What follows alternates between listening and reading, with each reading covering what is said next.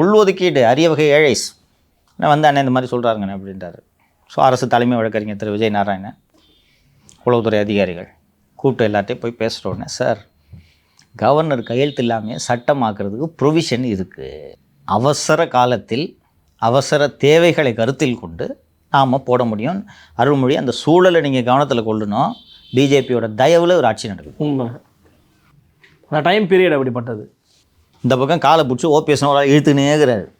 பிஜேபியோட தயவில் இருக்குது. பிஜேபி ஆளுநர் நீங்கள் வந்து அரிய வகை ஏழைகளுக்கு இதில் ஒதுக்கீடு சேர்க்கணும்னு சொல்லிட்டு இருக்காரு. இவருக்கு அட்மிஷனுக்கு முன்னாடி போட்டால் அது தேர்தலுக்கு பலனளிக்கும்னு நினைக்கிறாரு. அதில் ஒன்றும் தப்பு இல்லையே. ஆனால் பட் தேவை தானே அது. ஆமாம், தேவை சொல்லுவாங்க. அதனால ஒரு ஓட்டு வாங்கணும், ஓட்டு வாங்குறதுக்காகவும் செய்தார். Everybody doing. ஆமாம், அதுக்கு தான் அடுத்த ஆண்டு போட்டோம்னா அடுத்த ஆண்டு இது கொண்டு வந்தோம்னா இந்த வருஷம் அட்மிஷன் வீணாக போடும். அட்லீஸ்ட் 7.5% மாணவர்கள் உள்ளே போவாங்க, தமிழ் வழி மாணவர்கள் படிப்பாங்க அப்படின்னு சொல்லிட்டு இது பண்ணணும்னு சொன்ன உடனே எக்ஸிக்யூட்டிவ் ஆர்டரை போட்டுட்டு அது நியூஸ் வந்தது தான் சிறப்பு. டெல்லியிலிருந்து ஒரு பாஜக அமைச்சர் ஆளுநர் ஒப்புதல் அளித்து விட்டார்னு அங்கேருந்து பேட்டி கொடுக்குறாரு.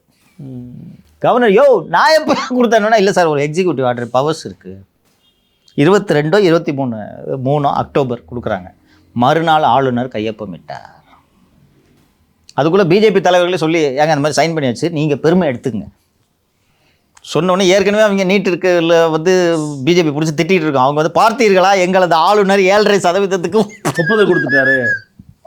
ஆளுநர் என்ன பண்ண முடியும்? அதுக்கப்புறம் எக்ஸிக்யூட்டிவ் பவர்ஸ் யூஸ் பண்ணி ஆர்டர் சைன்ட்.